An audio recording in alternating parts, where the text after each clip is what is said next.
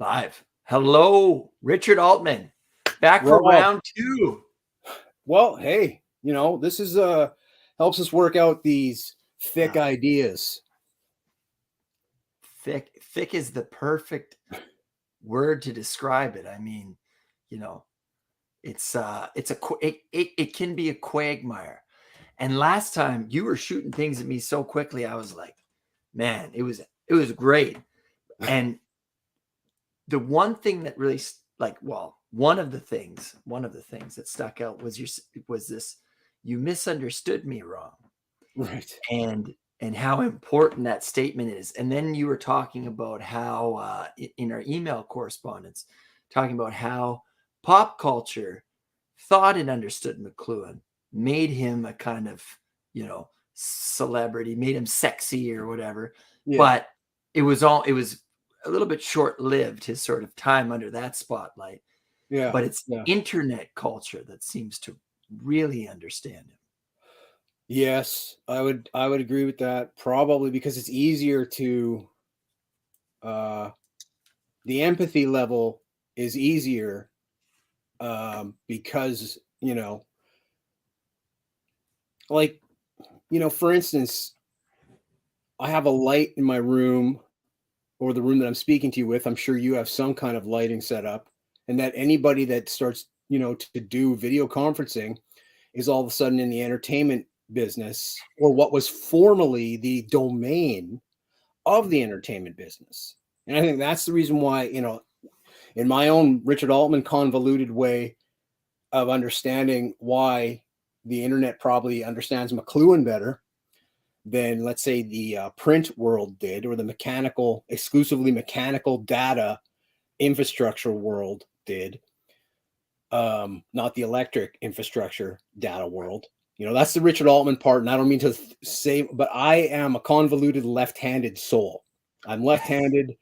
I fell on my head a lot. I'm an Aries. So it's like, I don't see things. I think I'm pretty much dyslexic. So I'm a functional dyslexic. And so what I think. I enjoy the way you see things. Huh? I say I enjoy the way you see things. It's like, and without glasses, I cannot, it's all a blur. So it's like, right. But that's all I've ever known. So I feel very much a kinship with the cave person times, where it's like, okay, so I'm not going to, the reason why we get it in the contemporary milieu of McLuhan easier, like the idea of a medium or message, and is because we're constantly swimming in information. We're all in this interactive network, and that's really all it is. I mean, McLuhan would use terms like the electric environment, that famous one where he's like, you're going to go to the telephone, you're going to say something. I mean, he's talking about, using the internet, Google, a search engine, or, some type of service environment, even Uber or, DoorDash, or any number of those services that are personable within the Bay Area that are like the next reason for venture capital to move their money somewhere. And that's why NFTs are so interesting, because it's just being moved in. It's just, what do you do when you're rich? You buy art. Yeah. But in this case, the art has utility because, like everything else, we bring the baggage of the mechanical scale into our screen scale world. Human scale, screen scale, mechanical scale. I think human scale and mechanical scale, we are good at. Because it's kind of, there's a ratio of perception there. Like this mechanical the tactility has mass. Is straightforward. I mean, this is a light that is there. If it's if that is in the metaverse or a virtual environment composed of pixels, then you have to start dealing with Cinema 4D's physics engine on how to interpret what the effect of the two figures, do they go into each other or do they separate based on what criteria? So it's like the fact that I'm even able to put that into the conversation shows, well, we're dealing with many more conscious parameters of communication that's changed us. Yes. And every word that I'm thinking of what I want to say next, but I'm not even going to say it because it's like the speed of the thoughts and the slowness of the speech. But that's why we're so much more engaged with information acquisition that we can't help but be more familiar with McLuhan, who had 5 degrees in literature, 2 from the University of Manitoba. He then went on to Cambridge. They didn't really recognize those as being proper starting points to begin their literature program, at which he ultimately, after he got his BA and MA again from Cambridge, so now that's 4 degrees in literature, went and did some teaching in the States, came back, finished his PhD at Cambridge, 5 degrees in literature. And that's why his thesis at Cambridge was called The Learning of Thomas Nash. I'll tell you who he is in a sec. Thomas Nash in the Learning of His Time. And I think overall it's called The Classical Trivium. Now, I'm not going to say that I know exactly. I think it's like rhetoric and some other things, but it always seems like the most important one is rhetoric, because that's persuasion. I always thought it was reading, writing, arithmetic. But I think that's more after the medieval trivium. Way after. It's like that's like 19th century, like, 20th century. I mean, I'm gonna see trivium if I even, because I have it on my computer. I mean, I have my computer this time, so I'm able to use the most important thing of the computer, which is the ability on a Mac to go Spotlight. Well, I have like, I think 14 terabytes, which was just an aggregation of previous hard drives. And when you have that at your fingertips to search just as a normal person, we can't help but understand McLuhan. I mean, we don't realize we're understanding McLuhan. We don't even, him, Harold Innis, anybody that studied the environment, essentially the ground. If you study and that's why, going back to what we were sort of talking about before, people don't realize that every time there's a new, like, if, I'm still on iOS 13, if I go up to 15, that's going to change my sense ratios. They all get updated, which is going to change how I communicate. And okay, so communicate. Last week, Andrew, I participated in the funding of the digitization of a bunch of reel-to-reels that Andrew McLuhan at the McLuhan Institute. He and I are friends. You've interviewed him. I met him back in 2015. Him and Eric were in Winnipeg. And so I've been addicted to listening to Marshall talk for like the last five years. Even so back as there was a torrent site called Demonoid, and someone uploaded like all the extras from McLuhan's Wake, which was like 5 interviews with like students that were in his class. And McLuhan's Wake. Yeah. That's is it plural McLuhan? No, it's like like apostrophe S, like his own wake, like Finnegan's Wake. Yeah. But my Finnegan's Wake is not apostrophe S. Yeah, it's plural. And that's not a spelling mistake this time. Yeah. But which, you have to admit, like, that's hilarious that we found a spelling mistake in the 2021 edition of Finnegan's Harry Wake. was like, no way, you got to show me that, right? That is a spelling mistake. Like, there's like so many, like, it looks like all the words are spelled out phonetically, like, or at least every third or fourth word. And here we are finding a spelling mistake. And that book was written over a 17-year period, 1922 to 1939, apparently. So whatever the math is, whatever, it's fuzzy numbers. They're a shadow of letters. Anyway, so Andrew played the first. That's out of Understanding Media, I think, the chapter on numbers. Numbers are the shadow of letters. Yeah. Basically, anytime something is visualized, McLuhan's like, okay, well, that's the bias. The limit, when we say climate change or the effects of the environment, we see it, we have a bias. I mean, any because that's a single point of view, so it's a distortion of of everything that we are not seeing. Yes, and so that's where resonance and faith and vibes and deja vu and anything, the occult, the hidden, I mean, invisible. I mean, the imagination is composed of what isn't really visible. like it includes the process of why you're getting through the residue of the day. I don't know. I don't want to get too ahead of myself, even though that's inevitable and impossible not to. January For both of us, 22nd. So Andrew played back a Monday night seminar.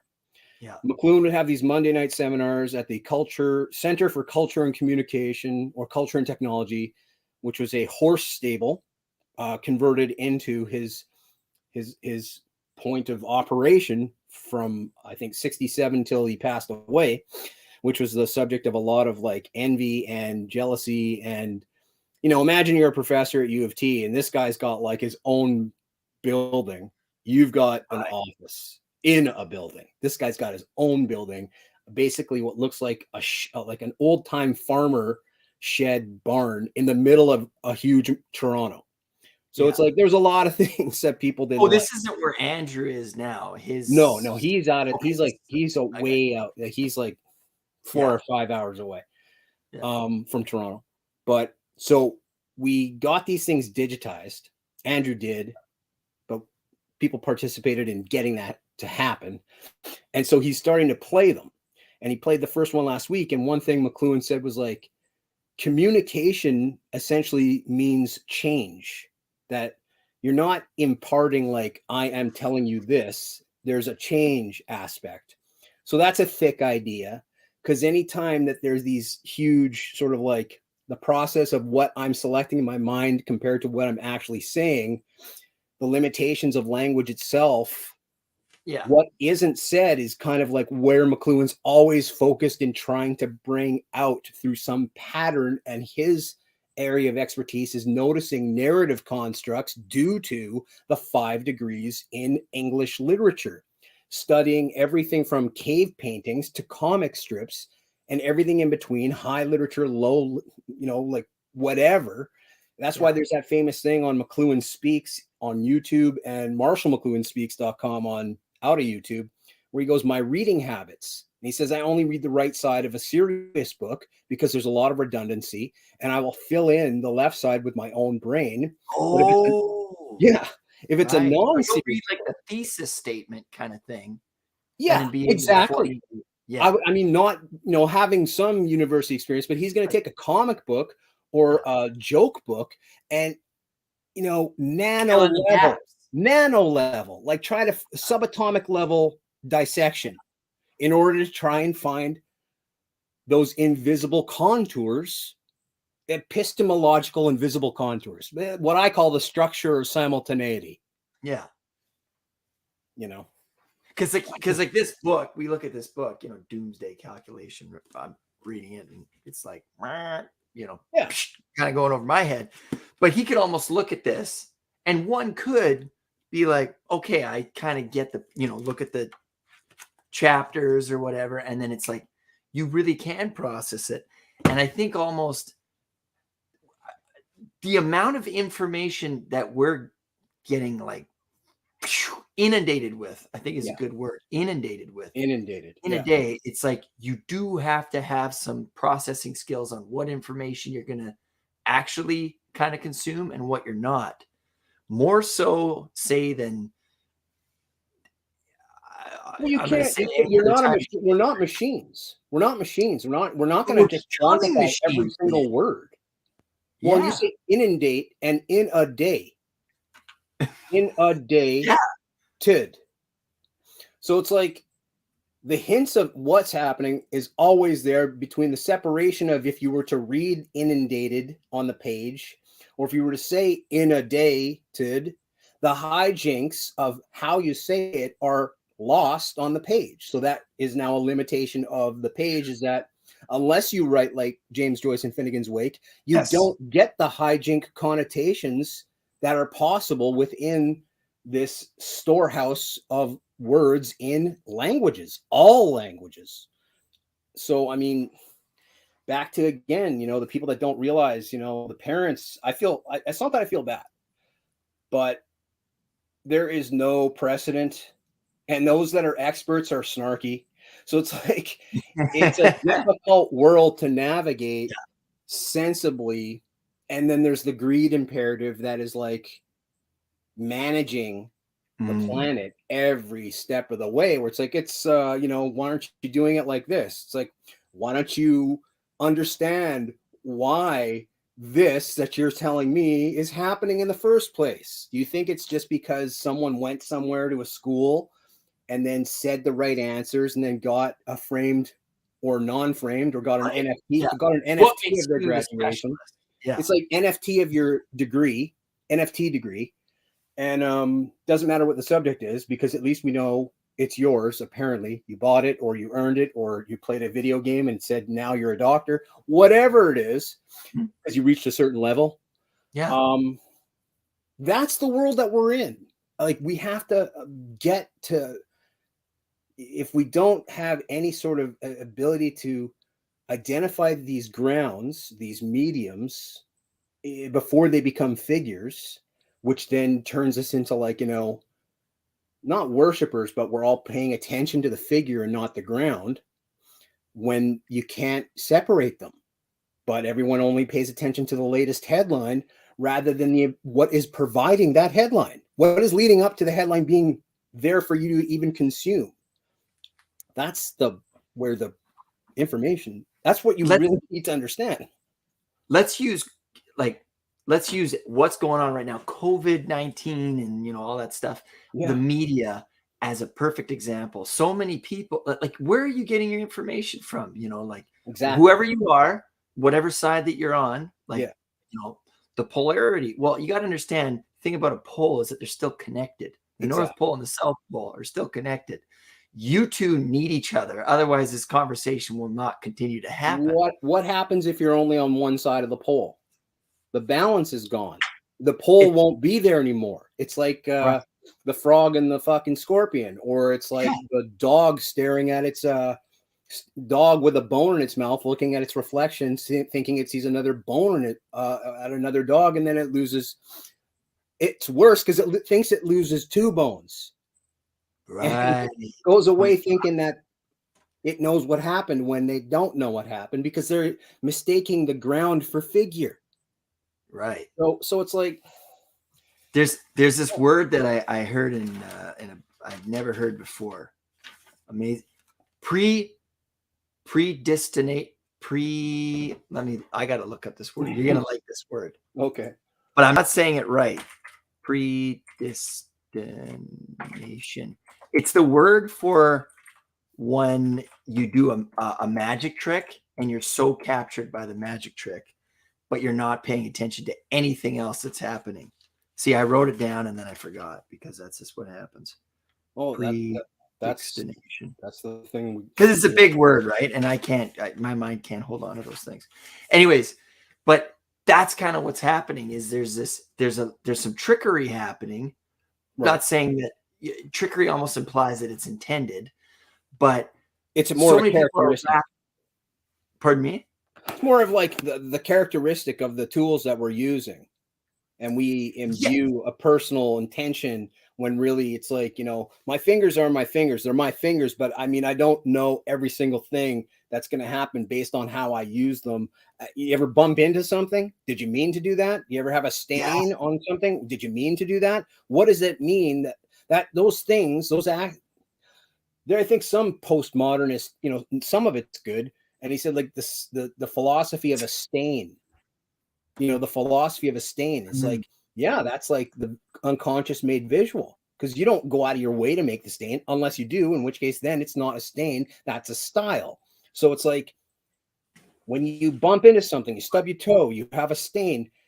uh Now we have to process what that means. So the trickery comment you're saying, I say it's a characteristic of the technology or existence, is we're not going to be able to rationalize on schedule everything that happens. And that's why things, because of schedules, get out. Like, men will smell the milk or the yogurt even if it's a couple days past the due date. I'm sure some women will too, but they have to have that date on there because a policy was made, because an agreement based on supply chains and shelf space and all the Mm. materials to create the container that has the product. I mean, like, that's the ground.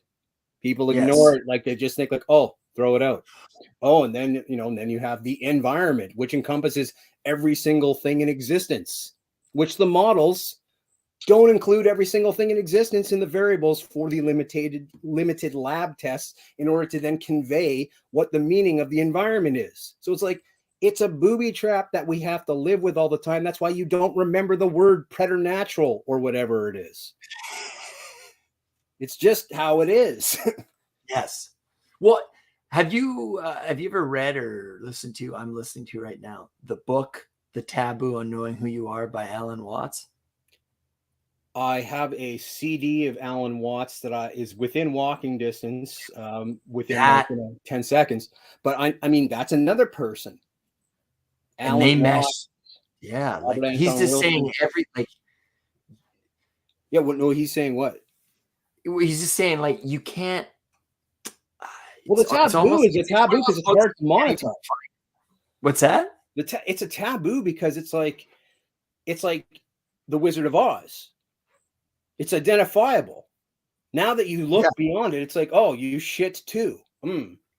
You know what I mean? Right. It's like it's like anything. It's like, don't meet your heroes, or people that think like movies should be like, criticized for not being realistic when it never claimed to be a documentary. And even documentaries, like Werner Herzog goes out of his way to not make his documentaries authentic. So it's like, again, it's like the word Finnegan spoken versus printed have no relation to each other.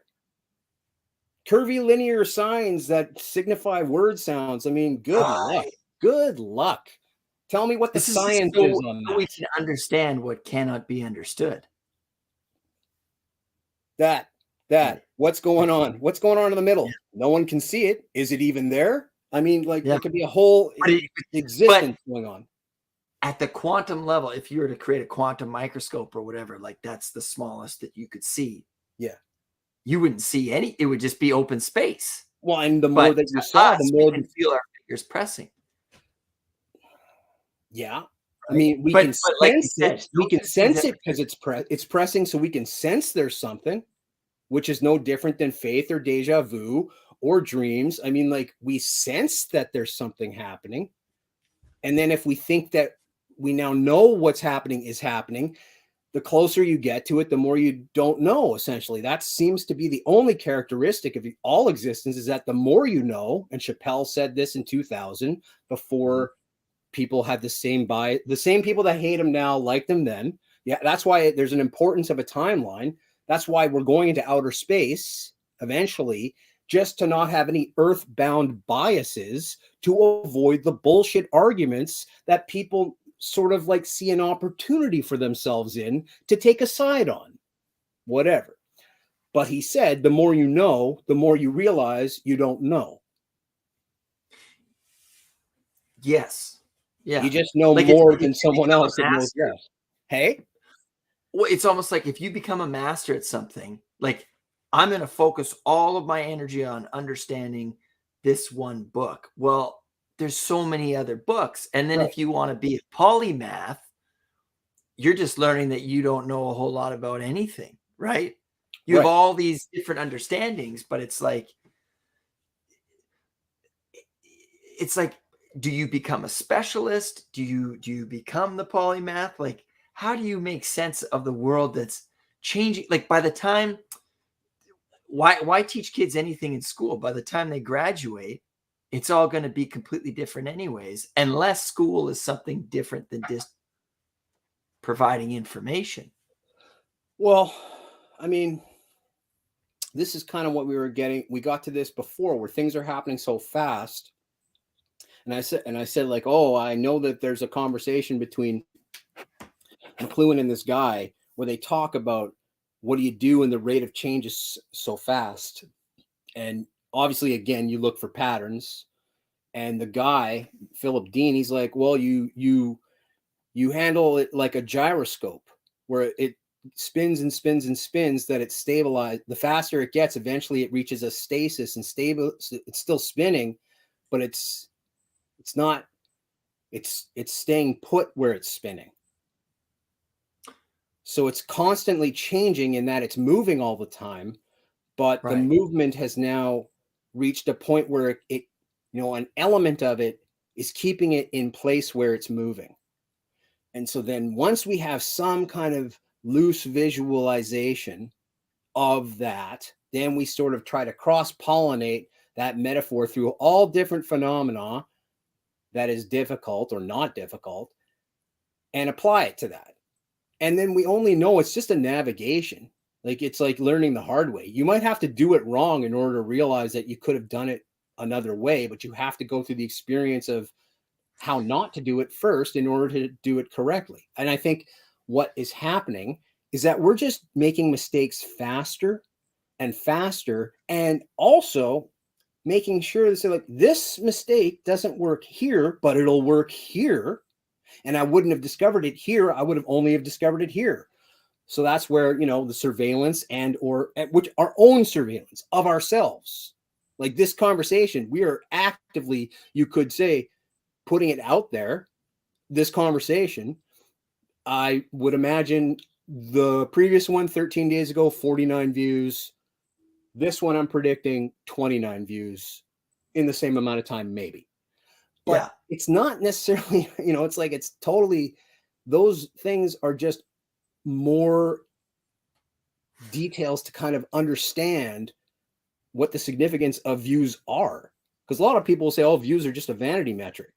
And it's like, you know, people, we all love people. We all love human beings. I think there's like 7 or 9 billion of us. And out of those 7 or 9 billion, there's probably, I don't know, 100,000 billionaires, a million billionaires. So in some sense, less is more. In some sense, yes, you know what I mean, like it's like it depends what you're looking at and how you're looking at it, but quantity and quality, right? Well, yeah. And what's the difference between them? Because, you know, we're not going to write off a person as quantity, but inside those small quantities, there might be quality, and inside those huge quantities, it might be harder to find quality. But there's a quality to being able to continue the species. You know, there's like, I get why. You know, you're not going to get, everyone's not going to be Jeff Bezos, but Jeff Bezos will affect all these people for better or worse. So it's like, it's all yin and yang, the little dot in the white cloud and then the white dot in the black cloud, you know, like they all need each other. Symbiotic. And Alan wants to say the same thing. They're inseparable. Right. Well, it's like you were saying about goals. What are you on left or right? You've got to be in the middle.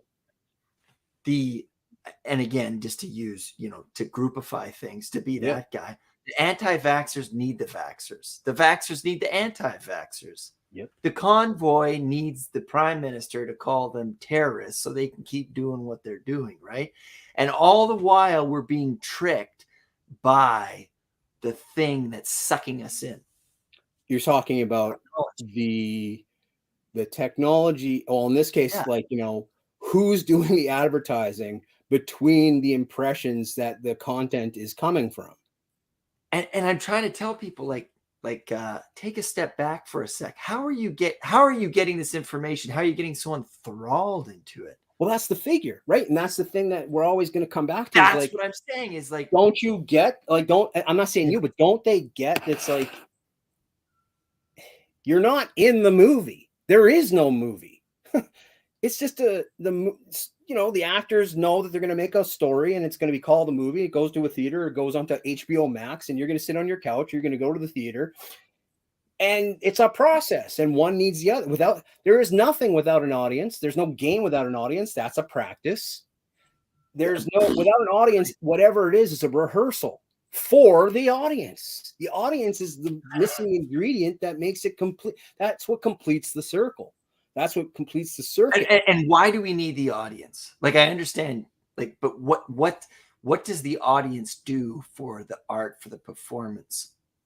I think that it confirms that this is what that medium is. The movie, you know, the performance isn't a performance unless there's an audience, and the medium of performing requires that intangible, indefinable humanness that is probably on the fringes of our consciousness. That comes again, what we were mentioning before, the 100th monkey thing, and how we don't know. The audience is the 100th monkey. Well, we don't know so much about ourselves that when a lot of us get together and we all sort of concentrate as an audience does on a point of focus, the screen or the stage, everything I'm saying has a reference. I don't always have time to come up with the references. It's either T.S. Eliot by way of McLuhan. And I also just came out like T.S. Eliot and Ezra Pound, huge anti-Semites. But I mean, like, Oh, it's like, I'm objective enough to realize at this point they're dead. Ezra yeah, Pound went into jail. Why do I even know? Why am I bringing this up? I was watching an old episode of Streets of San Francisco, which was a detective procedural, police procedural that took place in, you're never going to believe it, San Francisco. And shocker.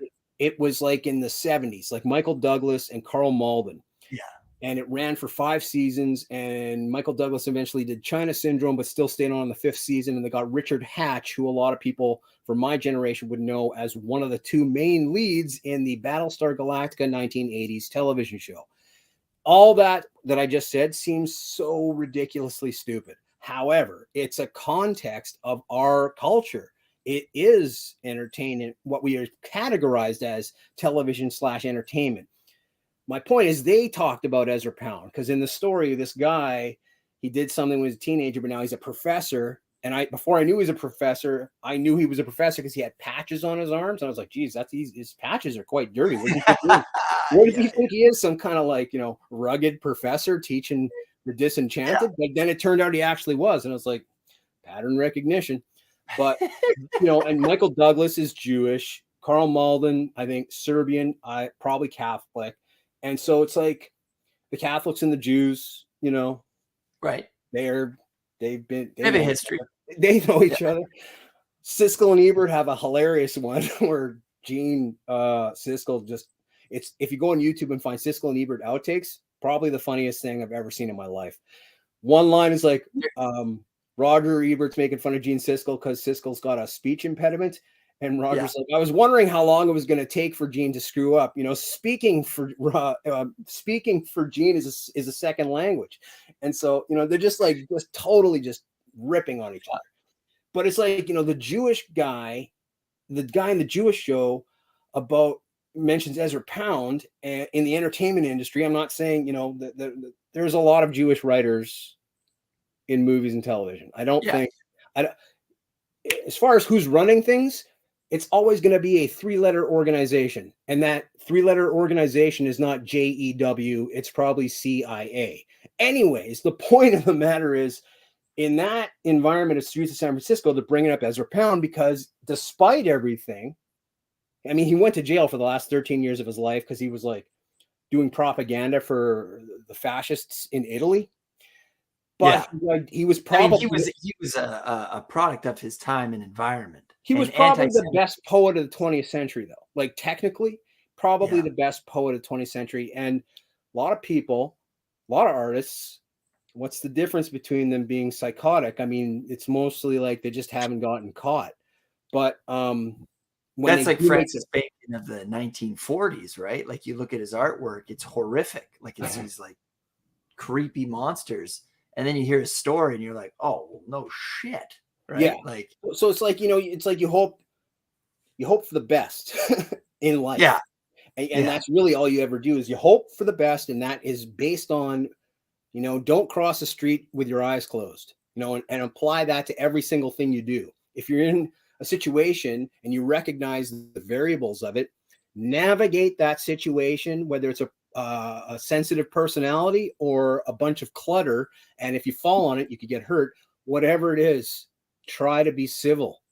I mean, that's all I can say. That's all I can say is like, in the end, what's the point of all this? Probably to improve the lot in the species than it was at the beginning of recorded history. What did you say about communication again? Communication is it's change. That is inside. Yes. I mean, it's inside the thing. It's so weird. Like the tactile bias of not seeing my face any longer because I'm on YouTube and I'm gonna find the thing. And also like, so I'm gonna keep it on mute. Well, Do you hear that? Like I'm playing the thing. I don't want you to hear it, but can you hear anything? Yes. How they're structured on this. Okay, so there is in YouTube an open transcript that is auto-generated English. A lot of times it's right on the right of save. So I will go change or communicate. Okay, so literally there's one of six matches. I'm just going to play this for a second and see what they say. Are you ready? You can hear me, right? No way. Go for it. Oh, okay. All right. So this relates to it. This is how they meant it. Hopefully it's audible enough. Chart of how they work. Hold on. And this part will take the place of the job. No.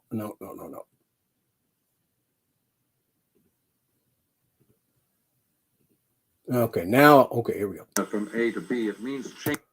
That's already happened. Because we can't communicate? That's already happened. But is it a matter of... Communicate, by the way, means not the sending of some sort of data from A to B. It means changing the sender and the receiver.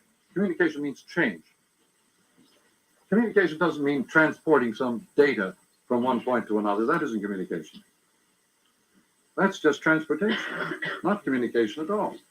Communication means changing the people you're talking to, and they're changing the speaker.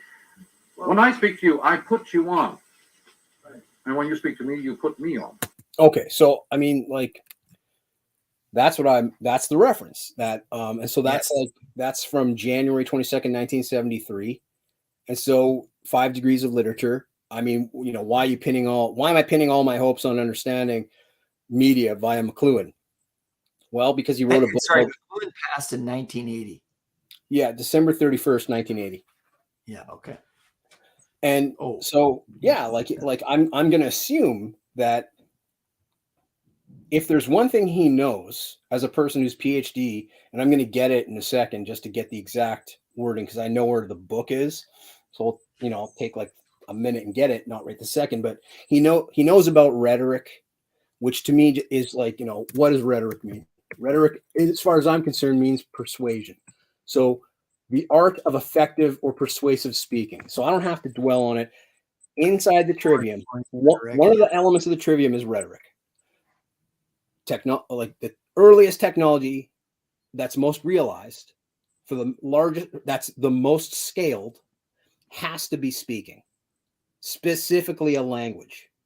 Yes. Whether that language is the Queen's English or what we call the phonetic alphabet, based on the phonetic alphabet, whether it's that or whether it's an African tribal language, which also has its own unique characteristics of what we would call effective communication change rooted inside the oral, like the oral of Homer. I mean, so it's like, you always, like, it's just like everybody's dealing with their preferred technology.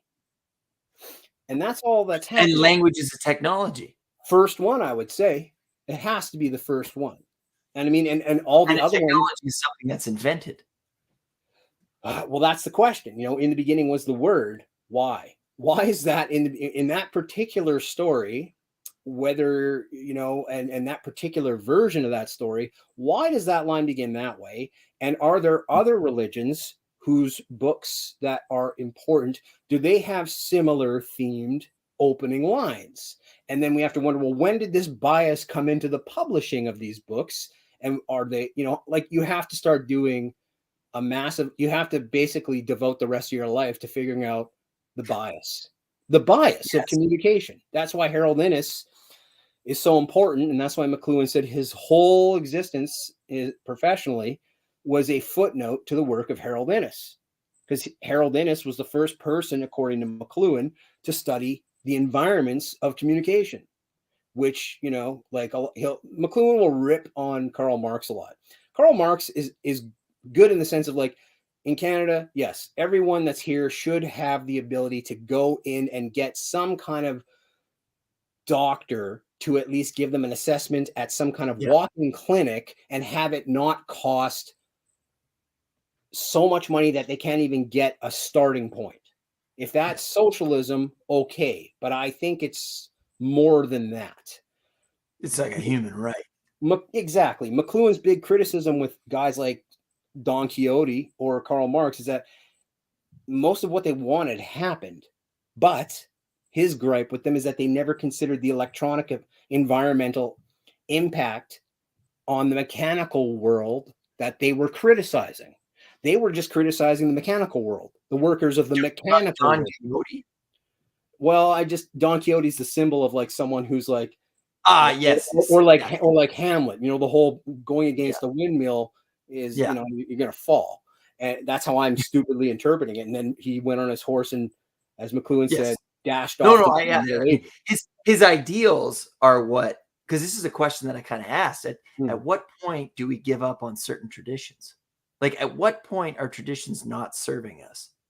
Well, I mean, that's a difficult question to ask, because there's the empathy, the emotive part to traditions, right? I think it's like, I think we can never really give up on we can't give up on tradition, but we can also add, and that's the thing. We can adapt it, make it relevant.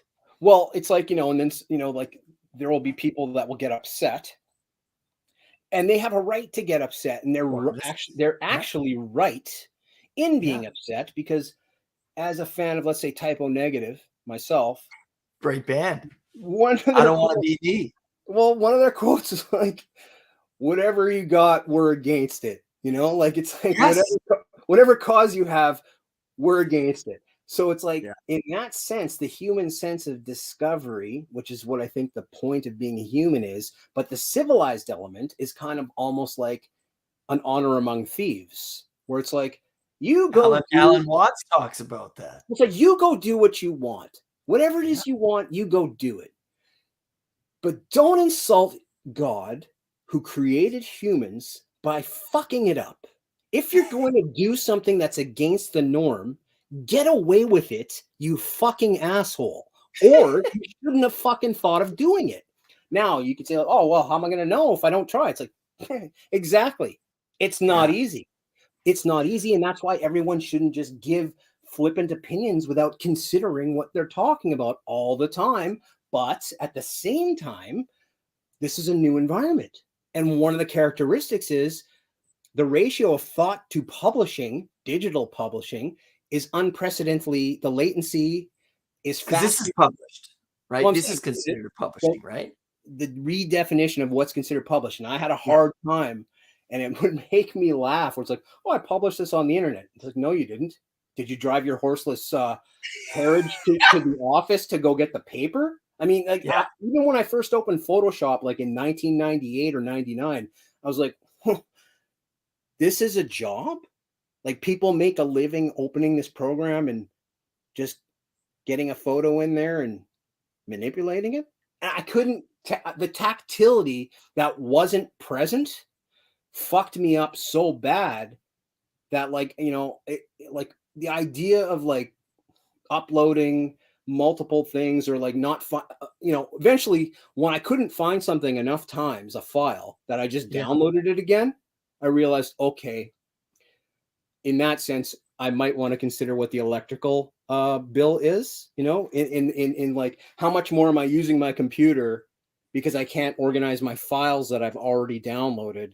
And that's where you start thinking on that level. And it's like, those are the little things we have to learn. It's like, we're all learning in public of how to be on.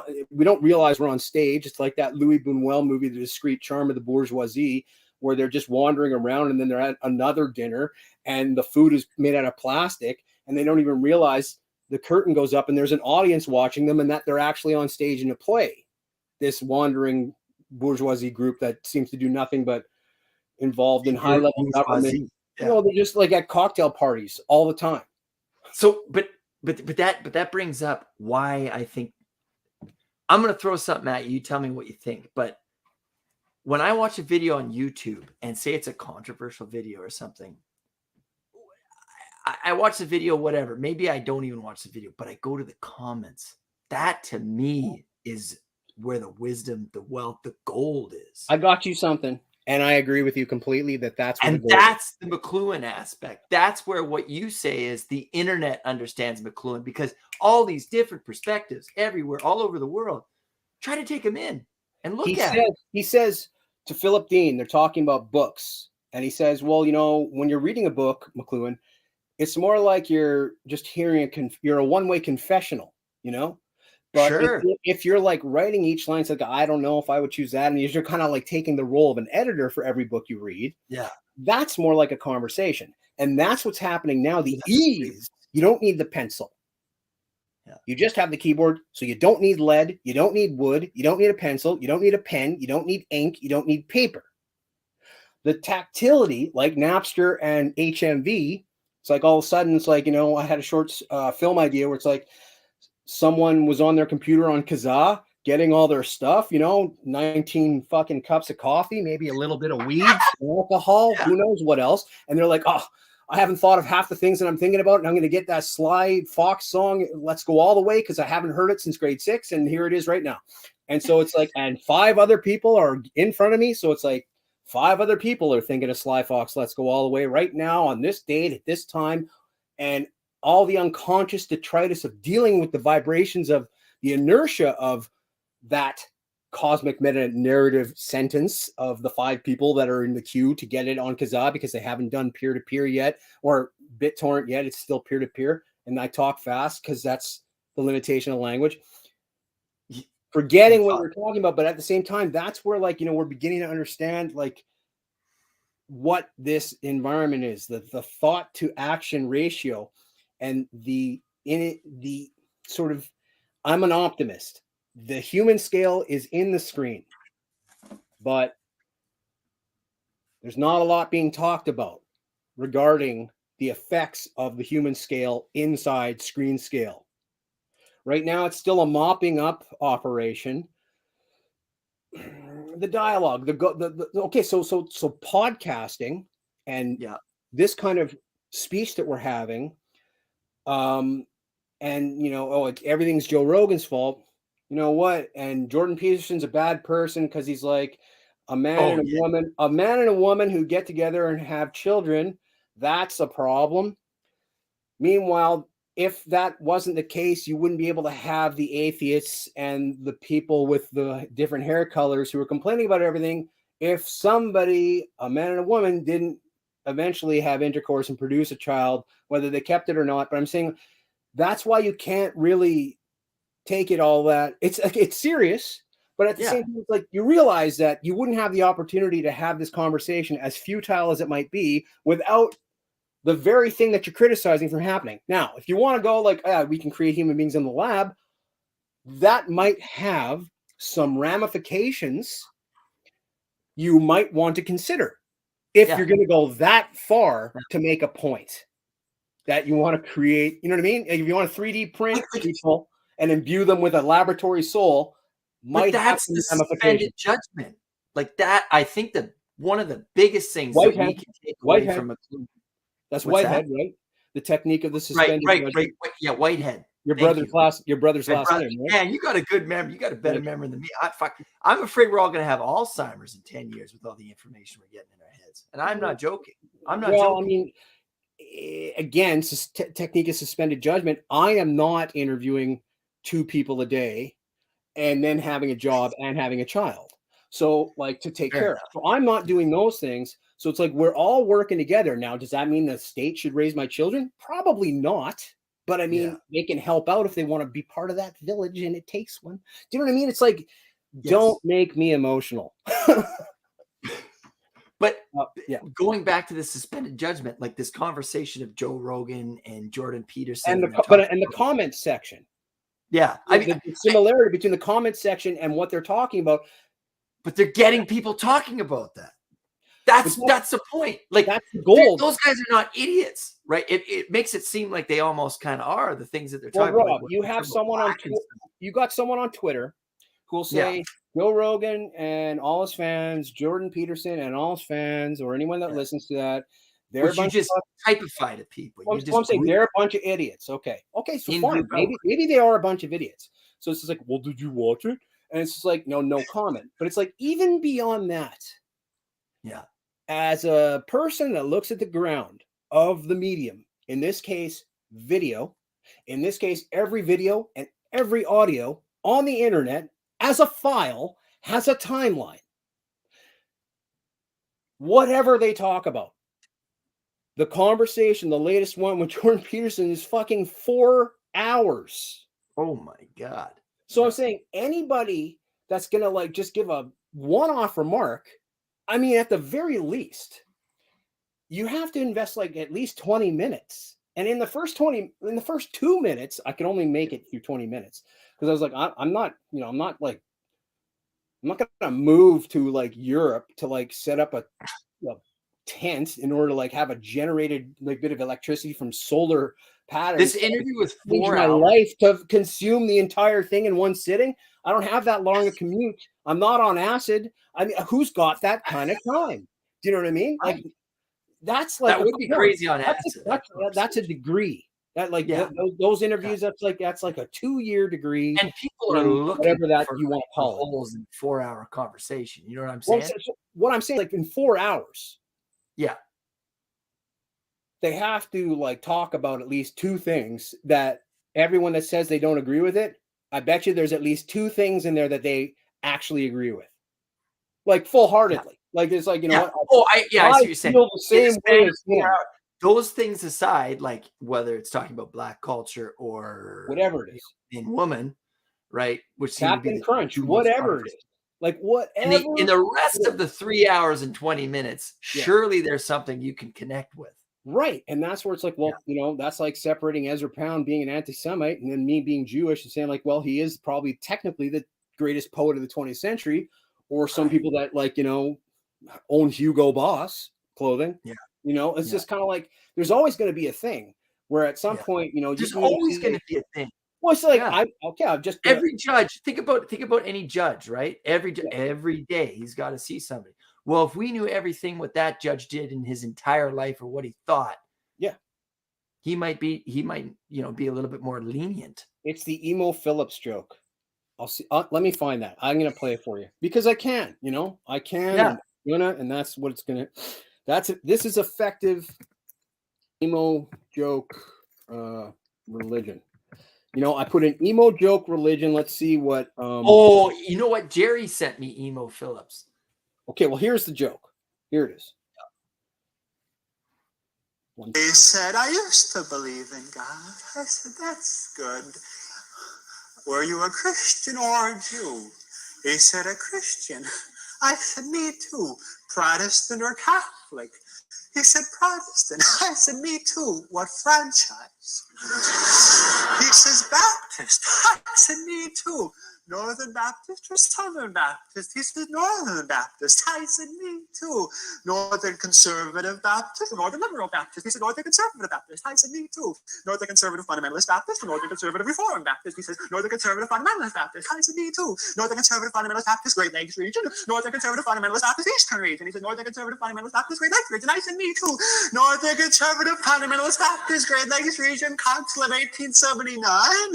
Northern Conservative Fundamentalist Baptist, Great Lakes region, Council of 1912. He says, Northern Conservative Fundamentalist Baptist, Great Lakes region, Council of 1912. I said, die, heretic. Right. Okay. Freud's what is it? Narcissism of small differences. That's where we're at. That is Twitter. Twitter is the enlightened National Enquirer. The narcissism of small differences, writ large, making infinity look like a trip to the bathroom. So it's like, and that's everyone learning how to be in public at screen scale, which I guess is knowing a little more about what is in between there. The screen scale of Twitter as an example of, hey, feels like I'm in public, even though I'm in my house. It's like, let's develop that. You think you're in public, but you're inside. These seem to be irreconcilable scenarios, yet it's happening.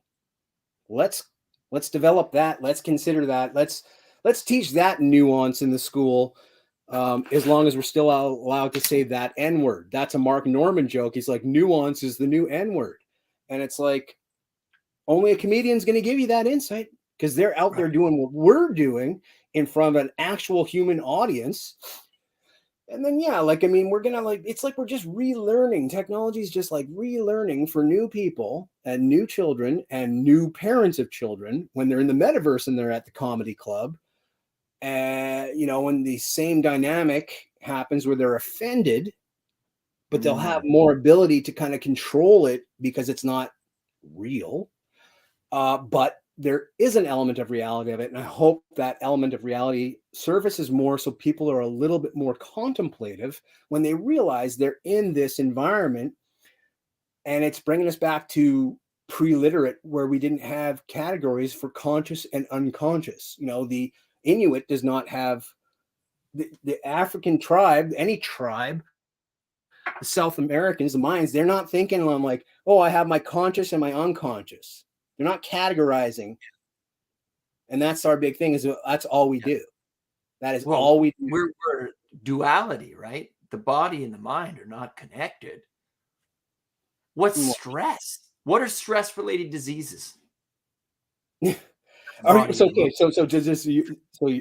you're saying, and I think that everything, obviously, our whole body is composed of different things, but it's all working towards what we are. Yeah.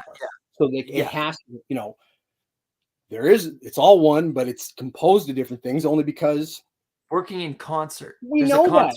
We know that. We who are visual oriented, visual culture, abstract, black and white, literate, visual, left to right, rather than acoustic, looking at this is one thing. The brain, the heart, the fingers. It's just one thing, and that thing is whatever I'm allowed to call myself in the tribal milieu of my understanding, where even before the tribal milieu, I'm sure that the first humans or Neanderthals or whatever probably didn't look at the environment and them as being even separate. And in fact, I have McLuhan saying that Claude Levi-Strauss, who wrote some book, observed the native in some environment and said, like, you know, the native will say like that tree or that moon or anything, it's all connected. And in the acoustic pre-literate environment, that's how that's looked at, the spiritual element of constant resonance and interflow and ebb and flow. But in the literate environment, that condition would be considered paranoia. Yeah. You know, where everything, you know, the trees. We're so hyper rational. Everything has to be explained. It's like, oh, that tree is connected to me. It's like, oh, what do you mean that tree is connected to you? What are you, paranoid? What do you think the tree is? You know what I mean? It's like that kind of like here's a literate person studying non-literate people. They're not going to be able to interpret anything correctly if they try to, you know, anthropomorphize. Yes. Only. I mean, and that's, you know, like they have to go a little bit deeper to sort of like, I'm going to look at this and quantify it, yet at the same time understand it acoustically. It's a lot to ask of people. Yet, if we're going to get beyond 4.5 hour conversation, has to be nothing but pure unmitigated evil. If it was that, you probably want to go over to that because that's impressive. But I think you'd be let down. You know what I mean? Like, I think people would be let down. Oh, Costco's wholesale. Your annual reward is now ready to be deposited. Reply Y to proceed or N to cancel. It's like, I'm sure it is. Thanks. Thank you, technology. Thanks. I appreciate reaching out and wanting to talk. But I mean, that's my bank balance. But there's the speed of information, and it's like I said before, like we were saying before, as things speed up, it makes you think, like, it feels like you start going a lot faster, closer to the end of the race, not the beginning of it. Yes. Like you think of a spinning dish, spin, and then once it slows down, eventually, before it's flat, you have that like, or like not even slow down. It's like, so it's like fast and then nothing. So that's another big thing that made a lot of people laugh, including myself, even though I had heard it many times, is in the McLuhan talk, was like, you're so, he didn't use these words, but we're so invested in the screen scale Yeah. that having a body is like a hangover, because Yeah. we're so not at human scale, Yeah. that, you know, it's like I have to go like this in order to remember. Okay, right. Yes, right. Okay, I'm not just I'm looking at the camera, so I don't dwell on what my face looks like, because I've never just stared at my face for however long we've been talking. You know, so it's 1 like, hour. yeah, so it's like, you know, Which, by the way, man, I don't know what the hell happens. I swear to God, every time I talked, that 2-hour talk I thought was 40 minutes. And then I looked, I was like, holy shit, I got to pick up my child. okay, well, so like we're at an hour, and a couple things. I mean, if there's time, I'll find the thing. But like, what I'm gonna do, and what I tried to do last time, was like do the timestamp and just like show a, you know, a link on each Yeah. thing that we're talking about, I because tried to fix that too, so that you I can. don't know, like I don't know. They could have it programmed where it's like if a first comment is like too robust, they're like, oh, it's, Yeah. if that's spam beyond, like if it's going to write a whole beginning, middle, end, then, you know, everything that they say is happening because of bots should happen, because that's more creative than anything I could come up with, as far as like if that's not a person doing that. And if they are doing that and like it gets auto-populated through bots, I mean, you got to have give and take. I'm not saying like, you know, like they're going to try to move I've had people. bots. Yeah. It's like, you know, robots won't take over. It's a limited definition to think that they will. Robots will never be able to come up with poetry like human beings. Like they'll never be able to come Unless up we with. teach them. Well, we have to have doubt. You can't program doubt. So once doubt is experienced, even with a robot, it will understand the value of human beings. It might be like, oh yeah, you know what? I'm stronger than you. I'm faster than you at giving these Yeah. specialized answers. And that will probably go pretty far, at least over 50, 60, 70%. But once we start getting into 80, it's going to slow down. Once we start getting to 90, it's going to slow down more. And then eventually they'll be like, hey, how did you come up with that I think, therefore I am thing? And then we'll be like, well, actually, it's funny you mentioned that, because it's like, actually, I doubt, therefore I think, therefore I am. And you know who came up with that robot? Rene Descartes, who is considered the robot of his time, who I share a birthday with. And the reason why I know that's to be true is because Rene Descartes sounds like Rick Deckard, which is the name of Harrison Ford's character in the movie adaptation of Philip K. Dick's Blade Runner. And Philip K. Dick was inspired to do sci-fi. Is that intentional? You'll never hear anybody else but me and some rando on the internet talk about it 3 times probably in the entire history of the internet at this point. But even further, Philip K. Dick was inspired by a Gretna, Manitoba, Winnipeg writer named A.E. Van Voigt to come. He was the person that inspired Philip K. Dick to write science fiction. Who was Van Vogt inspired by? A.E. Van Vogt, the something person or something. He was inspired by a guy named Sam Hayakawa, who got his first degree at University of Manitoba, who in his last year at University of Manitoba lived on Gertrude Avenue and had a paperboy by the name of Marshall McLuhan. So it's like, I don't care. It's not so much that I'm right or wrong. I just don't care if I'm right or wrong, because that's more interesting than anything anybody could ever come up with regarding, I don't know, the issues of will robots take over humanity? Well, let me tell you why I don't think that is. It's because Marshall McLuhan was Sam Hayakawa's paperboy. Would you like me to expand? You know what I mean? It's like, where did he go to school? Oh, yeah, a place called Confusion Corner. Oh, yeah, really? Interesting. Yes, the map for that place happens to imitate the exact almost graphic from The Medium is the Massage, saying that man's electronic nervous system is now outside himself. But you know what? As they like to say in the NFT environment, where they say good morning and good night in acronyms, probably nothing. So probably nothing means the Facebook meta symbol as a snake eating its tail. Yeah, it's probably just a coincidence. The meta symbol's Ouroboros? Huh? It's the Ouroboros symbol. It's the snake eating its own tail. Well, but as infinity. Some Oh, like that. Yeah. some flashy NFT person took the logical step and realized, that's just Facebook. I don't even get mad at Facebook. It's the scorpion on the frog.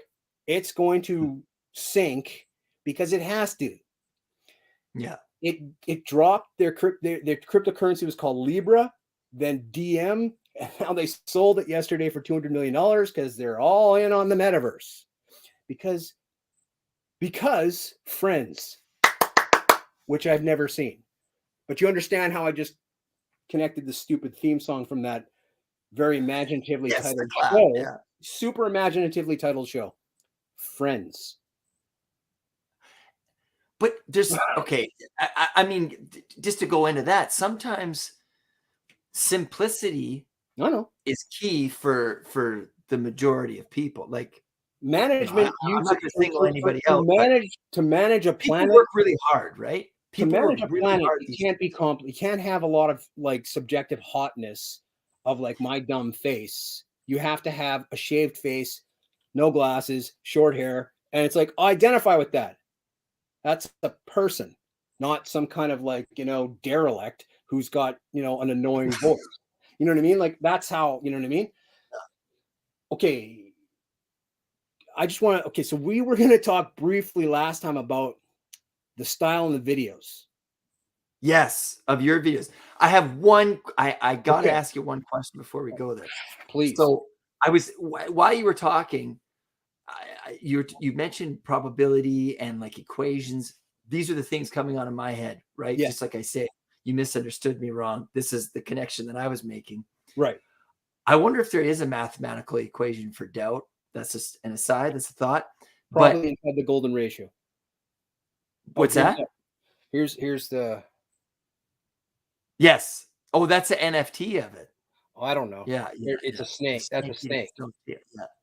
Okay, so that's clever. I was just gonna say, if there is a mathematical equation for doubt, it's no doubt in that, like in pi, like where there's like some 3.145. There's a bridge. That's obviously in the structure of simultaneity. Pi is an open portal, clearly, but where in pi? It's a probability. It's like a certain number in pi probably is a portal. Good luck. It's going to not be luck. It's going to be like it's going to be obvious, but it's not going to. You run that simulation 1,000 times, you might get it 5 this way and 95. It's not going to be because of anything you're doing. The big discoveries aren't.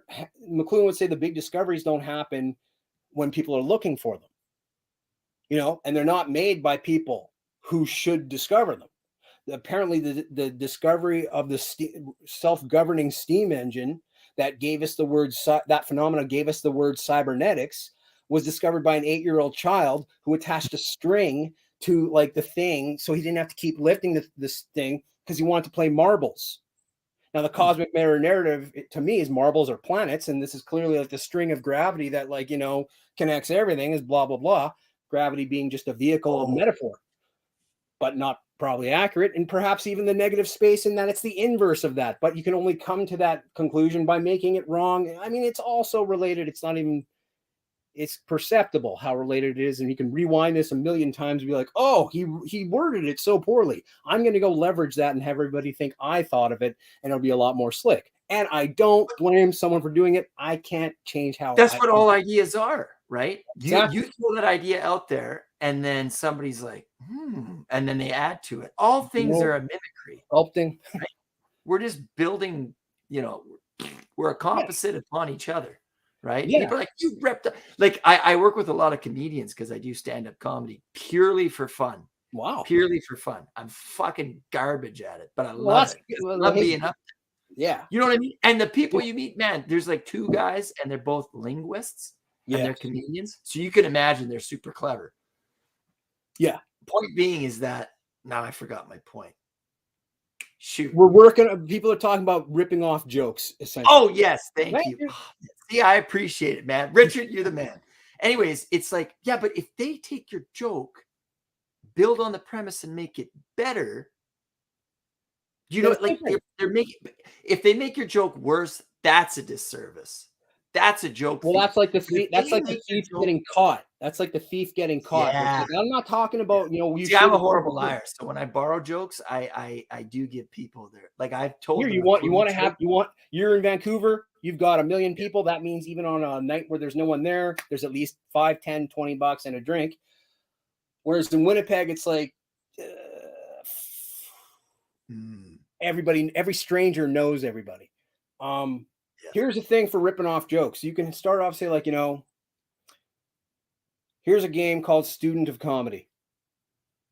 And then you just do your jokes, and if people recognize who they are from, yes. you just be like, you're the winner. You know what I mean? So it's like, like I'll in Winnipeg, I'll say, like, because I do it sometimes too, not often though, because it's Winnipeg, and it's like, unless you're going to commit to the scene, which is like too small. It's not a scene I want to commit It's to. just too small of a scene for me to commit to, where it's like, I think I could be like, hey, you know what? We're like good friends that never talk or see each other. And then we just pick up where we left off 8, 10, 12, 13 other fucking existences ago in reincarnation. This is a club. This is a hobby. Yeah, at least in Vancouver, you have a little bit more of not running into the same fucking people until you run into them all the time. And it's like, yeah, okay, we're gonna have a Netflix special where we talk about our psychologist. That's the be all end all, and then a headline. That's my style. It's like to show the futility of bothering, but it's not exactly popular. So yeah, the style of the book or the style of the videos, I realized, is exactly just Finnegan's Wake, and I had a good description of that. There's this guy, Frank Budgeon, who was a good critic, or he wrote a lot about McLuhan or about Finnegan's Wake, and I just want to see if I can find the exact thing that he said.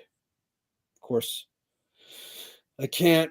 Oh, I will, but I mean, all great discoveries happen by accident. That's McLuhan talking.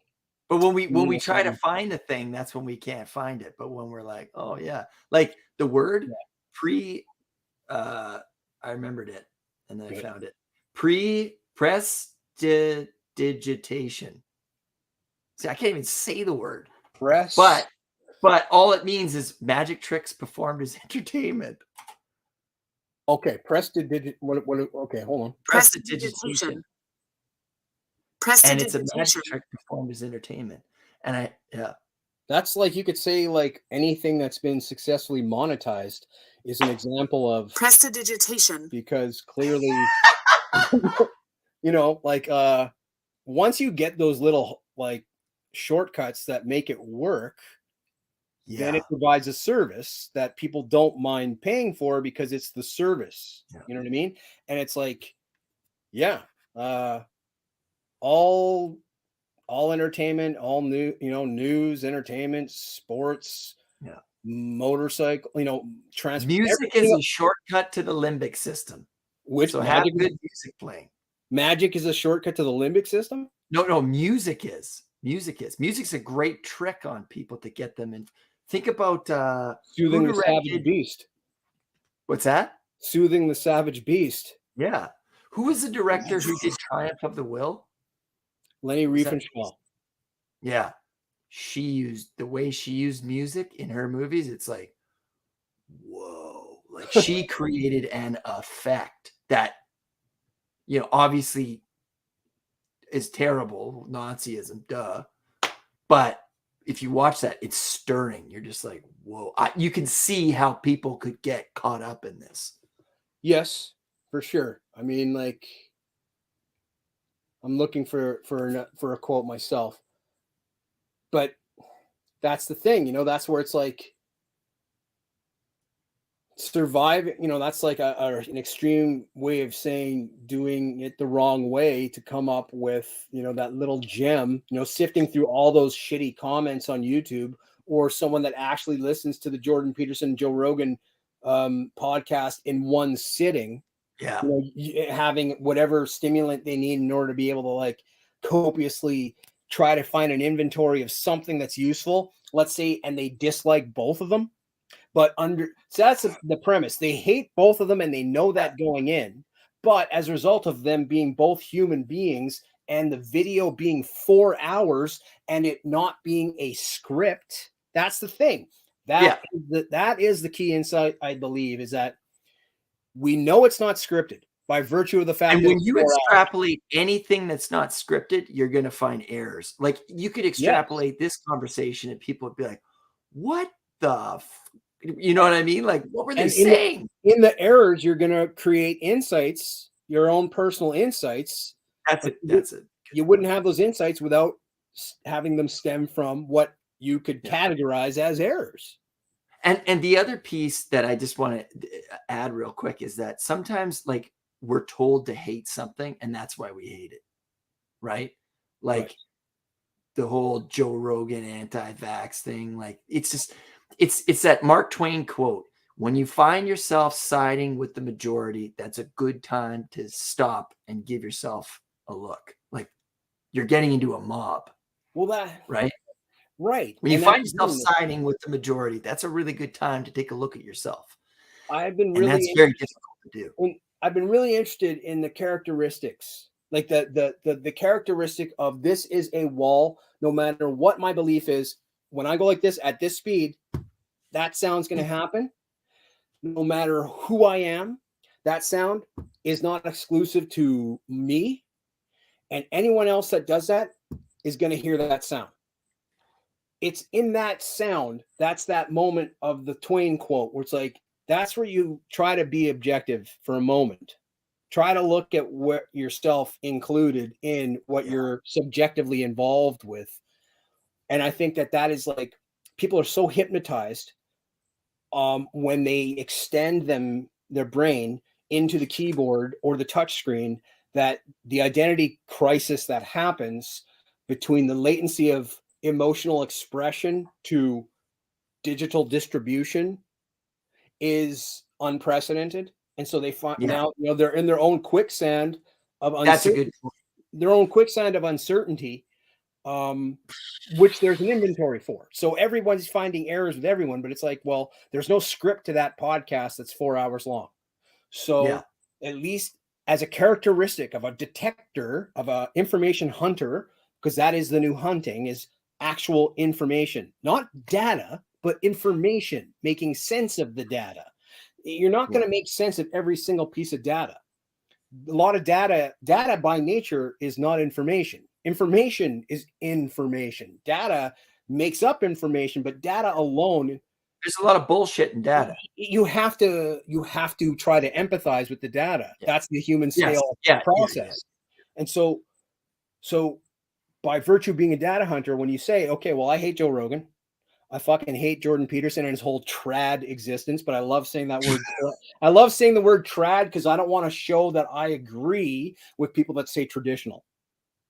Right. Like, it sounds to me like you're from California and everything's just cash. That's sus. That's just me. Why don't you just like commit to like going like, and I should know what that means because Paris Hilton did it and now it's, you know, it means something sexual because some chick ate a hot dog and there were people behind her that laughed.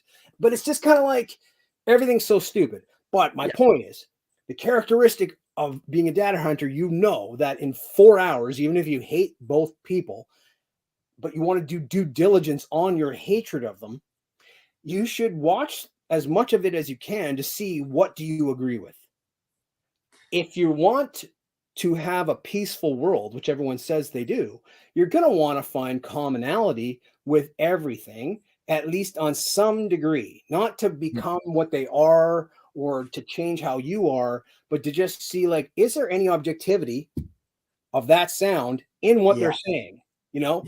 But people are like, but I don't give a shit because I hate them. It's like, well, the more you take at that eye for an eye attitude, which as a person who hates trad values, you think you would not be so trad, but it's just kind of like, recognize that what you say and what you read already is a disconnect. It's already hypocritical or schizophrenic. So it's like categorization, reading as opposed to speaking it out loud, the relationship between the two, not being able to even comprehend that. So what you're saying is when I see a stop sign and I say stop, and the stop sign I'm seeing it have no relation. It's like, well, are they the same? Mm-hmm. No. Right. I mean, unless you don't want to agree on that, and I should like Yeah, yeah. Like the stop sign's understand not going to make you stop. You still have to stop for the stop right. sign. So It's just we telling can you we can we have incorporate. this social contract theory that you see a red light, you're going to stop so that you don't drive into these other people. That's the meaning of it. But the Right. actual technical, like stop as a stop sign or any word that you read on paper, if you read it out loud, those are not the same things. And the subtle understanding of the acoustic is not the visual. And, you know, like that's something we Well, have it's like if you take someone's sense away, the other senses are amplified. You take right, away their sight, their right. so on. And so we use the eye as the final verifier of the other senses. And that's just, you know, we put it into visual space, which is the alphabet. And in order for ultimately it to be legal, all just for the courts, everything we're doing is like the social contract is judged if it has to be. If you don't follow the social contract, you're going to find yourself in court. So then you have to prove your guilt or innocence. And the only way you can do that is with a litigator, solicitor, who's the only person that can interpret the unpunctuated precedents because they want to know why they don't have punctuation. Because if you're to punctuate them, you're limiting their possible meanings. But this court, though, like a social the court, world that like let's call it the social court of the internet. Anybody can be judged. It's like that's a minefield because it's completely defined. So if you say the wrong thing, you're going to be miscategorized faster than you realize what you've said. Yeah. Yeah. Good fucking luck having that as a course. Do you think though that there's pushback on that? Like, do you think that people are starting to, for example, that'll be a 100th monkey situation where enough people who are politically correct. I'm going to get shot for this, but Bill Cosby. Okay. So now he's been exonerated or some shit. I see, this is initially I hear Bill Cosby is sexually assaulting people, drugging them and sexually assaulting them. And I'm like, oh my God, what a monster. And now he's been released by a judge. And it makes me go, well, I'm really confused here. Obviously, I did not have all of the information. Like it's our mind works on schema. And it's like, if like all I've ever seen, we've talked about this before. Does that mean schematic? Schema is just a psychological word for what you've seen and what you've interpreted to be your knowledge. So I'll give you an example. Plan or a theory. Well, schema, a technical representation of a plan or theory. So like a schematic, like a blueprint. Yes, but it doesn't mean it's true. So it's like if all I ever saw was a dog, right? Yeah. And it's like, yeah, I see this animal. Excuse me. Let's rewind.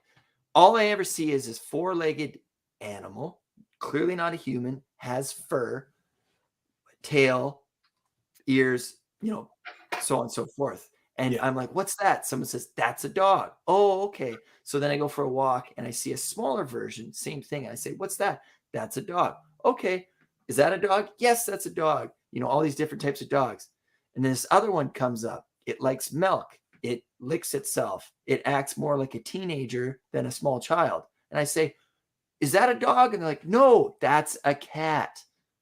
Schema change. So where I'm going with this is that I was going along with the whole, right? Yeah. Fuck Bill Cosby, the asshole. And then he gets let off. And it's like, well, obviously I didn't have all of the information here to have made a judgment. Why did I make a judgment in the first place? And I can't be the only one who's thinking that nowadays. And now when it's like, this person's an anti-vaxxer, it's like, is that all that they are? By the way, I have two, just to put my stance on, I have 2 vaccines. But it's like, is that all that they are? They're not like, like a Cowboys fan or something just as shitty, right? Yes. My point being is that we have to change. At some point, we have to question what we're being told to assume and just integrate, right? You're talking like about Jordan Peterson, he's so bad. You're mentioning. Well, yeah, you could have an inventory of endless examples of people have been destroyed. The monetization of social issues is what I'll call it. Yeah. you know, and Monetization of so. And by the way, when we talk about monetization, let's yeah, just attention, right? And right. and nobody, it's the in and the out crowd, and nobody wants to be on the out crowd. That's uncomfortable. Well, Who's going to stick up for Bill Cosby? You know what I mean? Like, I apologize for using that example over and over again. well, no, you don't have to apologize. Well, like all I was Yeah. going to say is that's pointing to the term, Alfred North Whitehead, the surname of your brother, and the perceptive insight, two of them at least. First being the greatest discovery of the 19th century was the discovery of invention, which is another way of saying the greatest discovery of the 19th century is the discovery of the technique of discovery, because Right. an invention is a discovery. The second great comment from him that I can think of off the top of my head to you is one you've told me several times in our two conversations in this environment of the I'm Probably Wrong channel on YouTube, owned by Google, run by Alphabet, formerly done by two guys named Chad and John, I think. Anyways, is the technique of the suspended judgment. Now, the technique of the suspended judgment, huge challenge, because it's like, when do you know when to judge? At what point are you going to judge? That's the between each person and their ability to be cognizant of the environment that they are assessing. And, that would be considering, meditating on, contemplating, all the things that come under the rubric of nuance, in my mind, because nuance means that you're considering the details, the metadata, all the possibilities. You're not just knee jerking. And right now, we're still at the pre-nursery level on the internet when it comes to social dialogue, and the tribal element within social dialogue. Everybody wants to be a chief. Everybody wants to be the head chef. People on the internet. Well, I'm saying everybody on the here. Why do you think I don't know, Finnegan's Wake, there's a character named Here Comes Everybody, HCE? Because, and this leads into what I wanted to say briefly, when it comes to the style and attention of my video editing, I realized the limitation of the medium of video on, let's say, YouTube, and light, like on screens that have their own light source. See, ideally, my stuff would be shown in a theater where the projector is going on a screen, not where the screen is going on to a person and the person's the screen, and then they're looking at it while they're still, part of the infrastructure subconsciously, because the light is reflecting onto them, X-raying their brain, and they're already offended if it's not immediately familiar. So here's the little quote that I want to read to you. It's from McLuhan's The Interior Landscape. I don't know. Yeah, it's from one of his essays. It's like, I have them. I can see the words in my brain, but I can't say them to you. But here's the quote on page 158. Nowhere in all directions on an everyday roundabout with infiltrations from above and below. On every page, Joyce insists upon this all-time dream time by every device of suggestion and illusion, and by a continual modification and cancellation of all-time words. That's by a guy named Frank Budgeon, talking about Finnegan's Wake, which McLuhan mentions in an essay in The Interior Landscape, whose name I think has the title of the essay is maybe got web in the title, but which is hilarious. But again, completely natural for McLuhan to just sort of like describe, I don't know, the rest of our time as humans on Earth by merely just saying electric environment. If you say electric environment, that covers every single thing that can happen that's requiring electricity, even, solar energy. So it's like any kind of energy in the electrical sphere or plane. He doesn't have to come up with the latest term. And people who criticize him for needing to update his language, not really. It's better to keep it simple, because then you're anticipating what hasn't happened yet, rather than just dating you by saying, like, when's TikTok going to become more editorialized, more moralistically, like how Twitter became after the constant guilt for the Trump presidency. People can't even contemplate that. They're too busy watching TikTok. I'm not on TikTok, but it's just like, Vertical. TikTok is vertical content, which is just like The leveraging. endless scroll. Well, it's leveraging the environment that you find yourself in. That's not like, what I do, which is like making an inventory and then presenting it collage style, or like, what Joyce did with like trying to use all languages at the same time poetically. And again, Joyce says he wouldn't be who he was without Ezra Pound. So again, you know what I mean? I'm saying that my videos are like Finnegan's Wake, and it's like, well, how did Finnegan's Wake happen? It's like, well, no wonder people don't want to know about Winnipeg. In a way, like they don't care how McLuhan happened. They're just trying to understand McLuhan. But I'm like, oh, he's just like a guy from Winnipeg. He's a Winnipegian. He called himself that. But it's like, I'm familiar enough with the stuff now where it's like, I'll practice what I preach, and that the more people that read and get familiar with McLuhan's perceptions, the better off the world's going to be at this stage where we don't want to have this technology wreck our civilization, with a gray sky glass world, or every cliched depiction of dystopian futurism and like a few tuxedo clad and cocktail gown women. Jesus Christ, everything is gray here. Yeah, it's like they're in some high rise and a wine glass falls out a window and hits a robot, and it becomes like, starts a protest. You know what I mean? Or the Animatrix. I mean, like, to avoid an Animatrix world and have one that has a few jokes in it that are actually funny, not showing someone saying a joke and having it be like, oh, it's still so sad. Where it's just like, like if we can sort of like just keep going like this collectively. Sort of come, like you were saying before, like, are we realizing, when is the limits on our technique of suspended judgment in terms of like the emotionalness of the internet, or just control, trying to control that which can't be, really controlled, when's the Napster to add orders to something that can't be bound? Well, yeah, like, because you can't fully it's limitless. Well, we don't understand what we don't understand. The gap, and there's always going to be a gap. And so when you try to like manage a society and manage a world with like, a binary 0 or 1, and you can't choose like, decimal, and it's got to be black and white, but no gray, when really the gray and the decimal are the only things that are relatable. What do you do? It's like, so you have to have those that are trying to enforce it without thinking about it eventually realize in a way that they don't they can't find someone to blame. And that's the only way. And that's the only way we'll ever get any type of like understanding, civil understanding on this planet, without saying, well, civility and everything it stands for is the problem of the white man, and that sucks because he sucks.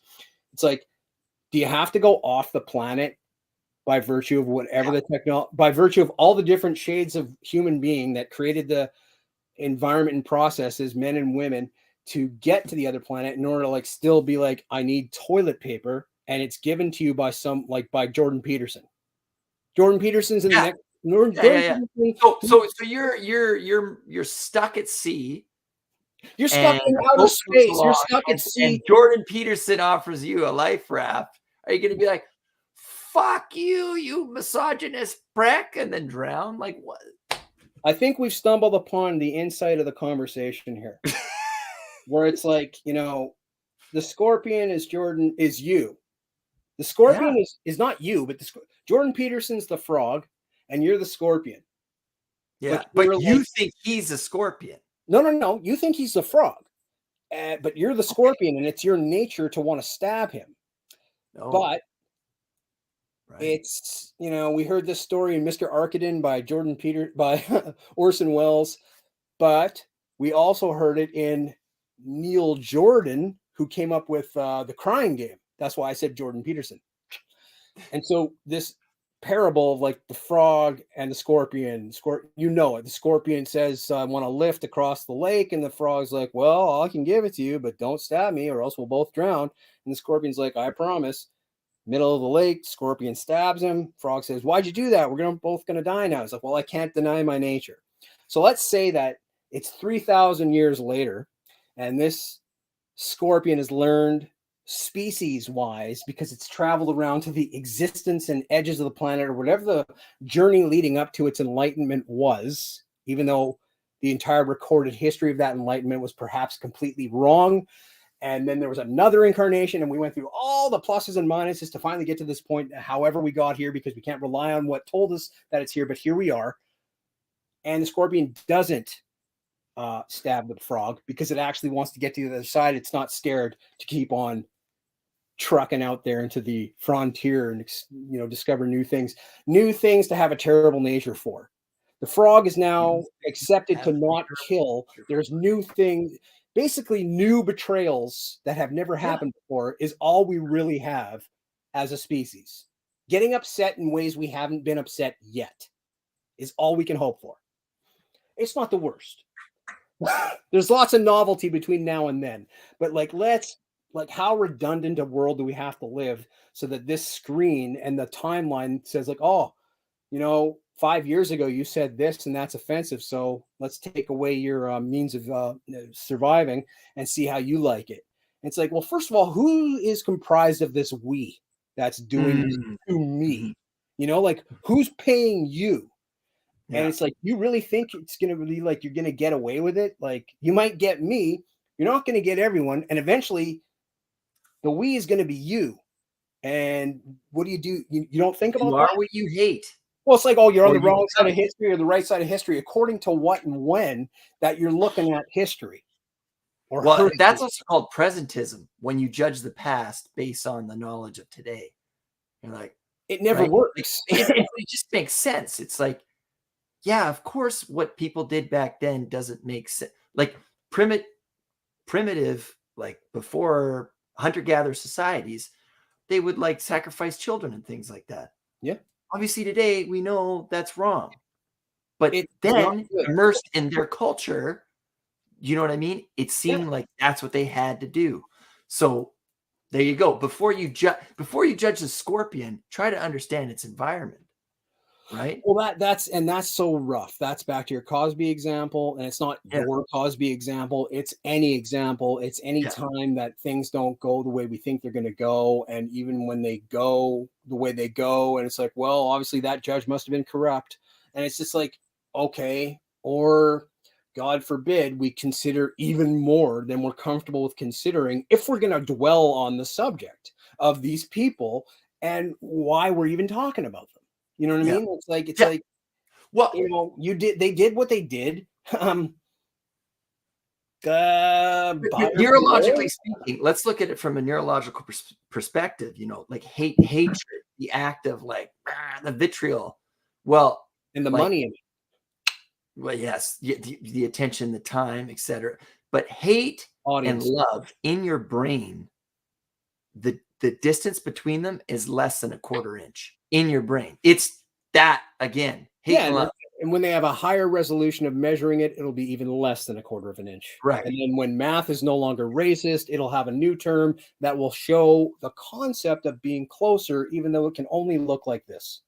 So so that back to the Jordan Peterson, Joe Rogan example, them talking like this and getting everybody to have like a seizure or an aneurysm. Neil Young. Look at Neil Young. That's their intent, right? Neil Young, yeah, like, hey man, he's trending again. Good job, Neil. Like you got on the bus, the boat. Went to the same school as McLuhan, Kelvin High. Shocker. Win a pigeon. Another win a pigeon. Fucking win a pigeon. Central to Canadian culture, you know. Ridiculous. Just like fuck. But it's like if you like, the best way you get back at somebody, indifference and apathy, right? Yeah. Like if you're like, as long as those who you're indifferent to don't impose their will on you physically, and they look at it like, yes, of course, you know what I mean? Like that's how I look at it. Is like, just let me be. I'll let you be, and like, you know, whoever's the beest doesn't win because we're both B enough to realize it's not a game like that. Yeah, as long as you're not like taking freedom away from people, you know, hurting them or whatever. That would be cheating. That would be cheating. That's like, you know, me, you know, you holding on to me and saying Richard's hitting me while you're punching me. You know what I mean? Or like the movie The Warriors, where the guy says the Warriors did it. Yeah. You know what I mean? Like, it's like that little guy David Patrick Kelly, who's in Twin Peaks as Jerry Horn, brother to Ben Horn. He's been in a ton of stuff. He's Irish. He sings like a James Joyce song from The Dead in the extras from Twin Peaks season 3. Anyway, that icon of the, Luther from the Warriors, I think that's his name, his character's name, saying Luther. Warriors did it, and taking that opportunity with the inside knowledge of knowing he did it, but saying to the audience the Warriors did it, and the mob not caring about nuance. Mhm. Again, It's confirming the information they want to be true. well, and it's just like I mean, that's a big point. So many people are like, they're waiting for people to fall or whatever. to find an opportunity to take their spot. Exactly. Yeah. They're getting the information they want to have confirmed. And that's Which where is the people have to epitome of develop the information. thickness of being able to handle rejection and handle worst case scenarios aren't actually that bad, and that it's better to do truly the right thing than to just take the short-sighted gain, as crappy as a joke that might be for, like, people in Los Angeles that aren't sure if they want to move to Austin, where you can't blame them for being ambitious by nature and being like, I don't want to look like a loser because then I'll lose my fucking viewers or audience. And if I lose my audience, then they won't think I have as much influence. And that's the sort of thing in a larger center, is like, that's just the way they think. And it's not negative or positive. It's just a characteristic of the environment that they're in. If they want a different environment, they can go into like the woods and talk about the perils of technology. And then we find out that they were groomed too.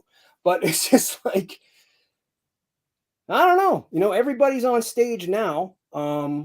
Just like it is, all the world's a stage. When there's a satellite showing Earth became a plant or a bonsai or a human little artifact that you had to trim and cultivate and tailor. And that's like the visual space of the world was only, is it flat? Is it round? But, did the moon have all these things, it's like, it's smoking good for you. This doctor says yes. Get the 9 out of 10 doctors recommend to brush your teeth, and one of them in the picture doesn't have any teeth. 30 years from now, there's something called the Greek alphabet, and it's a disease that you need a pill. It's a disease you need a pill called iverchloroderna and it's just like it's just like a little person that you prick your finger and it crawls in and it says like, hi, you can't hear me. Do you like mecha anime? So it's just kind of like, it's all so like the same. And that's where like the stasis status, the gyroscope, kind of like what we were talking about at the beginning. More things change. Nothing changes. You just know more.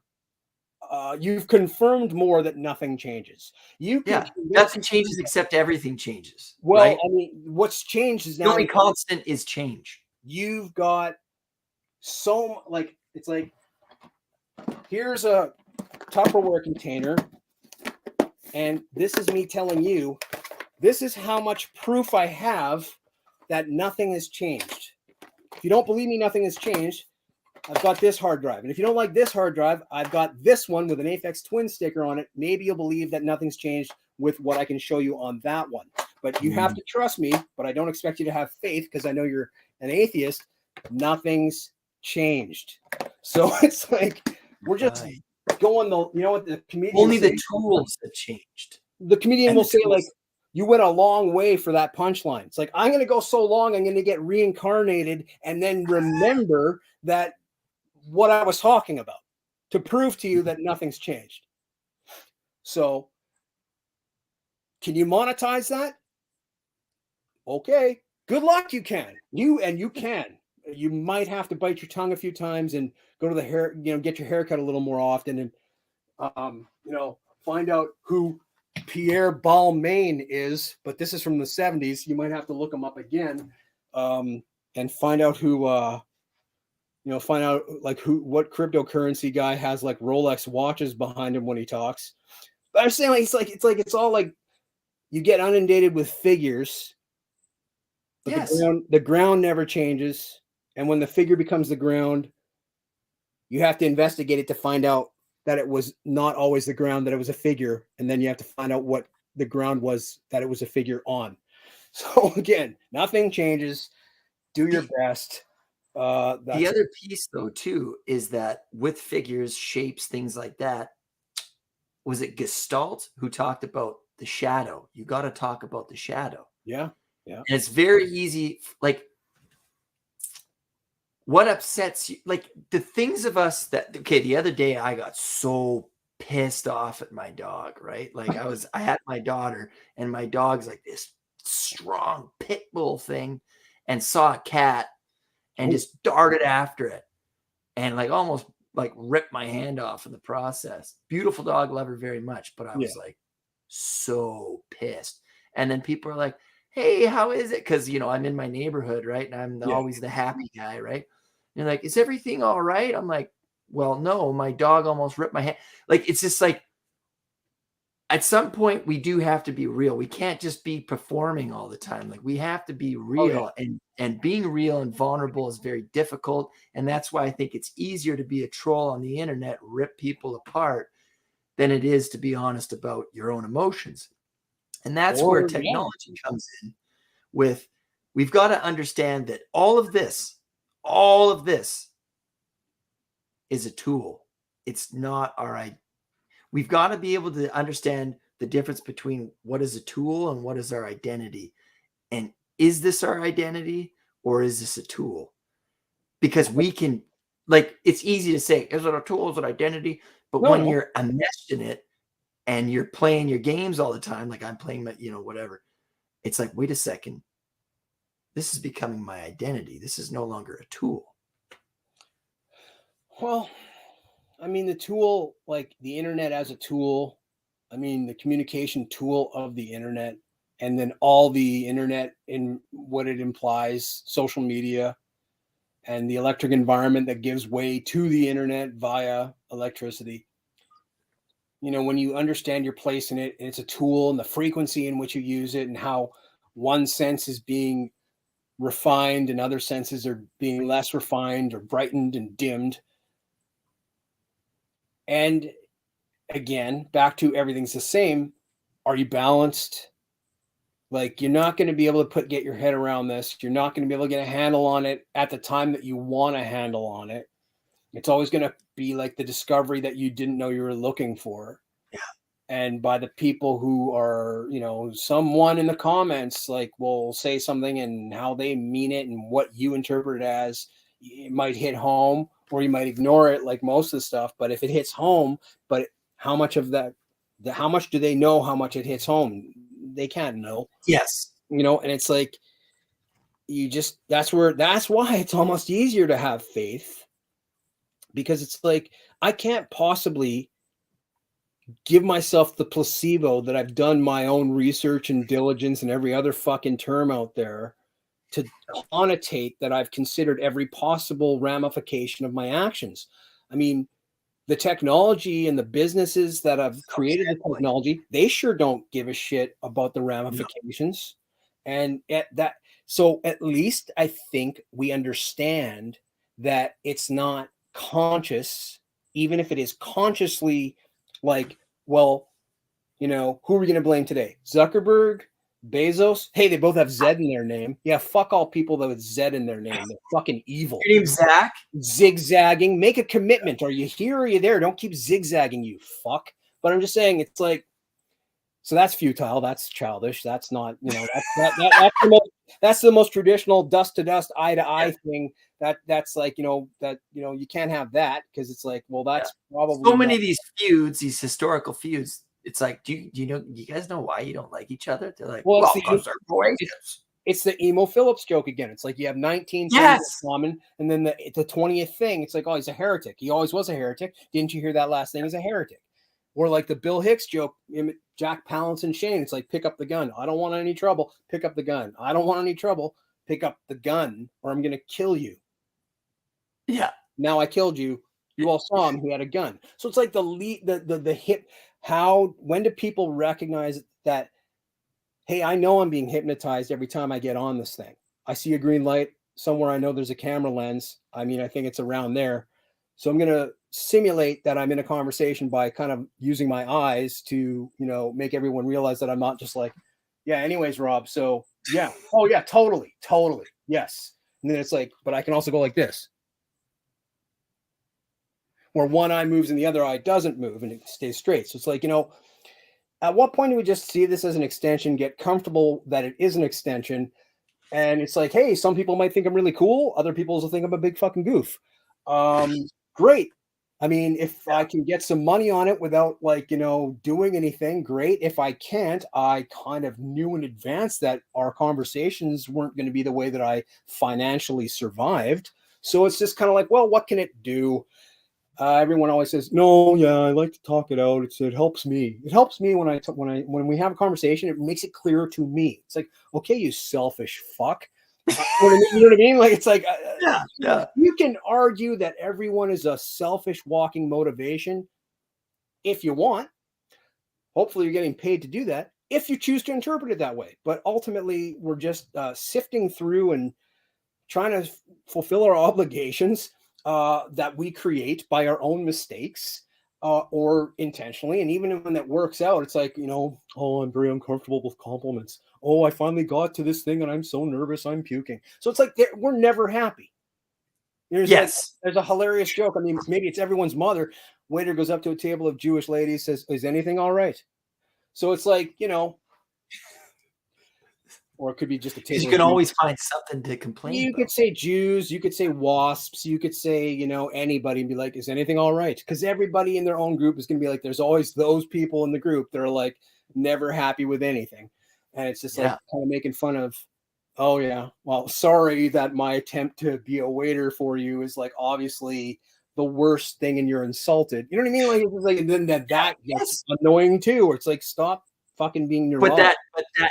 But that's just it, is that server is a vehicle for their own. Well, the projection thing. Yeah. They're just being a punching bag. And the internet, that's how they're using that tool, is to go on there and be a troll or something. Don't you think trolling has so much in common with video game culture that you couldn't be like, now I've never played Call of Duty, but I'll use that as the cliche. Unfortunately, I love that game. Well, I've never played a first-person shooter. I know that Trent Reznor did the music for one of the versions of Doom. I know about these things, but I don't have experience with them. My favorite game, if I really think about what my favorite game was, on my phone, it's probably Temple Run 2. That's the only game I've ever installed. I never had a home video console except an Atari, and that would be Pitfall 2. And this one called Demon Attack, which is the only game I ever finished, which is basically just a Space Invaders clone. In the arcade, I enjoyed the intermissions of Pac-Man. I liked Galaga. But, I did well at Street Fighter, because there was like a place you could play it like unlimited. You paid by the hour, and I think I finished Street Fighter. So it's like, but there's not a lot of games where all of a sudden it turns into a podcast where you're trying to help the other person spiritually, where like they break character and be like, okay, let's actually think about why we're here right now in Call of Duty. What did you hear? I know I'm supposed to kill you, but let's just call a truce for a moment. I heard this happen sometimes in World War II where on Christmas they played baseball and then they just went back to killing each other the next day. Yeah. But it's like, that's the coyote and the sheepdog in Bugs Bunny where they're kicking the shit out of each other. Lunch bell rings. It's like, oh, would you like some tea? Oh, yes, thank you very much. Boop, boop, boop, boop, boop. Oh, yeah, so blah, blah, blah, sports, blah, blah, blah. Okay, well, the bell's going to ring in a second. Let's resume our positions. And then they continue to eviscerate each other. So it's like, that's the you're kind going of against the nature of the thing you're doing. Well, and that's kind of like how technologically persuasive and subliminal the concept of civilization is, which according to McLuhan, civilization only happened as a result of the English language, the phonetic alphabet. So, the Phoenician traders that needed to categorize their items that they wanted to sell. So our whole language, the phonetic language, the English Queen's alphabet, is strictly commercial. Like, it's like, but I don't know if tribal languages are also strictly commercial. All I can think is like the tribe seems to favor the chief of any tribe seems to kind of like be in a position. So how does he become chief? Or how does she become chief? And do we call she chief? It's like, I'm going to guess, without being an anthropologist, that somewhere along the lines, a contest of physical prowess is probably surfaces. And then once the person who is the most prowess of the physical prowess contest, they probably have some influence, because if anybody challenges them, they'll prowess them. So it's just kind of like, that's a civilized, literate perspective of a tribal phenomena. That's like, everything's connected in the tribal world being looked at as paranoia from a literate perspective. So already it's doomed to not be accurate. But that's how you know it's working, is if it's wrong. So so that's another rule wrinkle of like this game that is like pretty tricky. It's like, okay, so you're saying that things need to get worse in order for us to know how much better it's going to be. It's like, you got it. It's like, makes no sense, but you seem to make more money than me. So, okay. Like, it's it's like, it's going back to, I can't change the nature of the scorpion. The scorpion can change the nature of itself. Right. But we live in a world that is demanding in mass that people change themselves and conform. There's a lot of conformity going on, right? Yeah, it beeped out on that point. Like, you're saying on a schedule of the mob that required one individual to change. Yeah. And for the record, because you do in this world, you do have to preface what you say, right? Because God forbid it's extrapolated. But, I understand some of the values and virtues and what people are going for. Like, I see them as noble. Yeah. That said, the road to hell is paved in good intentions. I love that quote because it's so true. Yeah. I mean, like, when I try to tell people, like my daughter, right? Like, if I try to say, don't do that, it's like, whoa, like you're getting all scary. And then she does it and it's like, ow, that hurts. Now I get it, right? At some extent, we do have to trust that people can learn. Now, faith, Richard, that's faith. You got to pick up your daughter. Speaking of which, we're at the 2-hour mark again, man. This is impressive. Well, McLuhan videos on YouTube and Instagram. I'm just expressing stuff. That's it. Just expressing things that are, like reading Finnegan's Wake casually in a linear fashion. Seems self-defeating, but there it is. Well, again, great to talk to you. I'm going to read one last quote. It's not the one I was going for, but I'll try and since I'm saying this now, I will try to put the quote that I was looking for from John Sununu, who used to host Crossfire in the 90s on CNN with Michael Kinsey. And I'll put that in the description of my comment with a timestamp. So, okay. Yeah. But here's the quote. So it's like, McLuhan, I won't say it. Hold on. Here we go. Shit. Sorry. Okay, wait. Here it comes. When you're on the telephone or on the air, you don't have a physical body. When you're on the telephone or on the air, you don't have a physical body. Now, hold on. It's a 3-parter. When you don't have a physical body, you don't have an identity. When you don't have a physical body, you don't have an identity. When you don't have an identity, you don't have any morals. When you don't have an identity, you don't have any morals. Whoa. That's what we are having to learn in the screen scale. The human scale in the screen scale is our understanding of the moralistic, which would be the Call of Duty character mod of the game that comes in where the two opposing sides have a heart-to-heart discussion on maybe doing something else rather than constantly trying to kill each other. And then that becomes like, oh boy, I just got here and I just got some VC capital. I'm going to work with the company that makes Call of Duty, and we're going to make a new part of the game that it says if you have this conversation with this exact person, then that leads you into this one part of the game that only you can go in if you get this one little NFT for this cost of that currency, and you have this entire conversation. The game completely changes. It's not even a game anymore. You guys are watching foreign films from the French New Wave, and the person that you were against moves to your country, and you go to their country, and it becomes wife swap. No, just kidding. But it just becomes an absurd thing, and everybody has a laugh. Yeah. And that's how Yeah. when everybody, the more people that are laughing, the good laugh, not the laugh at you, but laugh with you, then you've won the game. Yes. Well, Yes, you are. you know, as Oscar Wilde said, if you want to make people think, make them laugh, or else they'll kill you. Those who laugh last, so make them laugh. Well, hey, man, and you have to have humor in this life. You just have to. You can't be so. Indispensable. The Indispensable. Joker was right. He's one of the worst villains of all time, but why so serious? Real good villain, though. I mean, if you're going to take that route, Amazing. the best. And his origins are incredibly cryptic. Richard, Okay. man, I'm sorry we had to pull the break here, but we got to do it again. Yeah, let's do it every once a month, or let's go for a month next time, or 3 weeks. How about in 3 weeks if we can? I like that. In your Twitch chat, just wants to close out with, I'll just laugh now. Sweet. All right. Thank you again.